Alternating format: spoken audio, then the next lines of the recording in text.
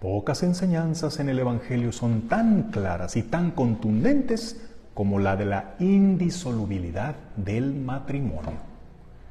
Jesús lo dice hasta con un ejemplo para que no te quede duda de que incluso si un divorciado se casa con otra, comete adulterio. ¿Pero por qué? Si ya tiene su acta de divorcio, si ya no vive con la otra persona. Sí, pero ante Dios siguen siendo marido y mujer, porque lo que Dios ha unido no ha de separarlo el hombre, porque un matrimonio válidamente contraído no puede ser disuelto más que con la muerte.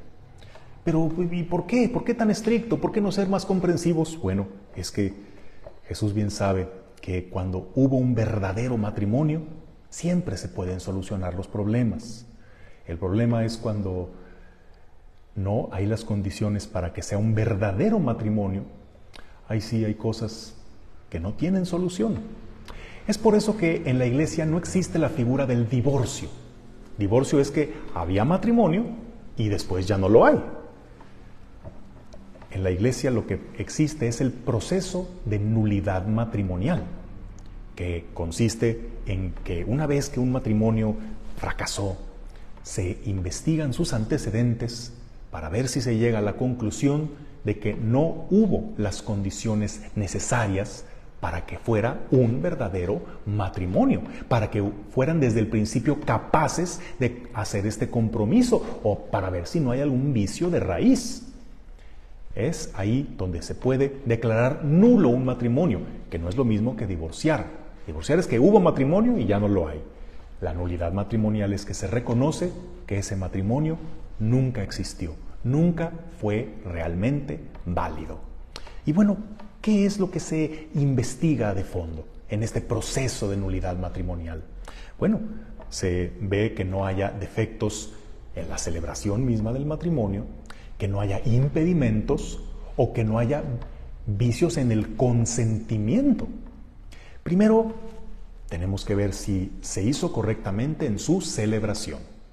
Por ejemplo, un matrimonio que lo efectuó un sacerdote falso o que lo hizo un sacerdote legítimo, pero sin permiso del párroco que le correspondía a esos esposos, que es el que tiene la facultad de casarlos o de delegar quien lo haga, o si lo hicieron alterando gravemente el rito del matrimonio, o si se hizo a escondidas sin la presencia de al menos 2 testigos, ese matrimonio es inválido o al menos ilícito.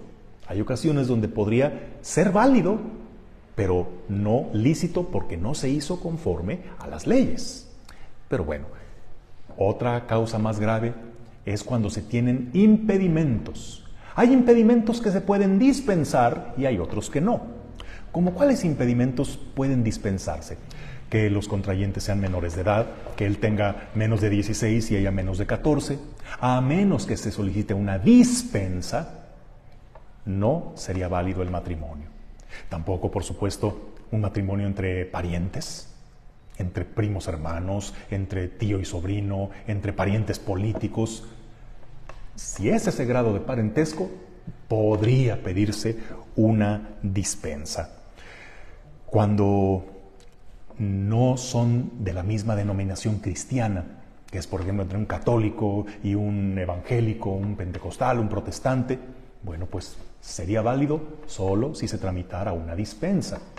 Si es el matrimonio de alguien que fue sacerdote o que fue monja, que colgó los hábitos, será válido solo si le llegó su dispensa de los votos de celibato de la Santa Sede. Esos son impedimentos que se pueden dispensar. Hay otros que definitivamente no se pueden dispensar. Por ejemplo, que se case alguien que ya estaba casado. ¿Por qué crees que se ponen las amonestaciones antes del matrimonio? Dirás que para el chisme, pues sí, es para el chisme. Es para ver si no sale alguien que los conozca y sepa que esa persona ya estaba casada antes. Precisamente para que salgan esas cosas antes de la boda. No puede casarse alguien que ya estaba casado y no se ha declarado su nulidad matrimonial. No se puede casar un bautizado con un no bautizado, porque un no bautizado no puede recibir ningún sacramento. No pueden casarse si son parientes en línea directa, padres con hijos, entre hermanos. No, ahí sí que no se puede. Cuando hay impotencia para realizar el acto conyugal.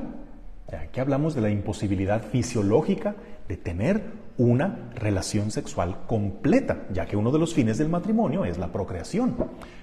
Y del mismo modo aquí aplica la esterilidad, el que sí pueden tener el acto, pero no pueden tener hijos, no pueden embarazarse.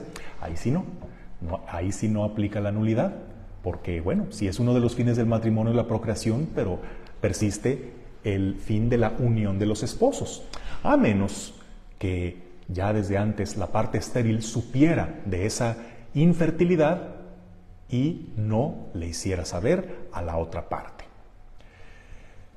Y claro, no puede haber en matrimonio cuando hubo crímenes. Por ejemplo, que la esposa fue raptada para casarse, o que hubo asesinato, es decir, que yo maté al esposo de la otra para poderme casar con ella, o que ella mató a su esposo para poderse casar conmigo. Suena telenovelesco, pero sí sucede. En estos casos no es válido el matrimonio. Bueno, todo lo que acabamos de escuchar es difícil que suceda, ¿verdad? Pero es posible. Sin embargo, lo que más frecuentemente sucede es el vicio del consentimiento o el que las personas sean incapaces para el matrimonio por causas de naturaleza psíquica. ¿Qué es lo que hace el sacramento del matrimonio? Cuando el padrecito les echa la bendición, no, el sacerdote funge como testigo autorizado que corrobora el consentimiento de los esposos. Cuando los esposos se dicen uno al otro, yo te acepto a ti y prometo amarte y respetarte y serte fiel, ahí es donde se realiza el sacramento. Son ellos los ministros del sacramento cuando se dan el consentimiento. Pero cuando este fue un consentimiento que no fue dado con plena conciencia, que no se tomó con la suficiente madurez, que se hizo sin suficiente uso de razón, en estado de ebriedad, que se hizo por miedo, por amenazas, por falsas promesas, teniendo una idea muy equivocada de lo que significaban los deberes del matrimonio, cuando se hizo motivado por cosas como la presión de los papás, o por quererse salir de casa porque ella estaba harto de los papás, o se casó con esta persona por despecho de otro que lo dejó, que le puso el cuerno. Cuando el consentimiento de raíz viene viciado y no es una convicción libre y plena, ahí no es válido el matrimonio. O cuando hay lo que se le llama técnicamente un grave defecto de juicio, de discreción de juicio, es decir, que tiene una inmadurez tan profunda que por sí solo es incapaz de mantener un compromiso estable como el del matrimonio.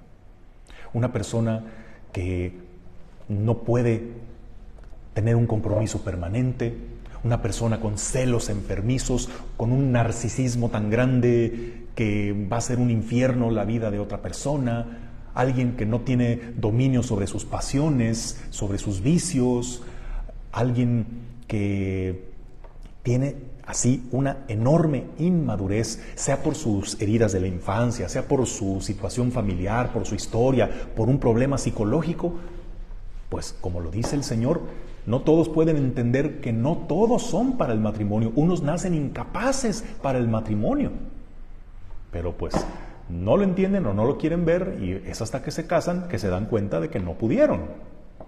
Bueno, estas son las causas que se pueden estudiar cuando se introduce una causa de nulidad matrimonial.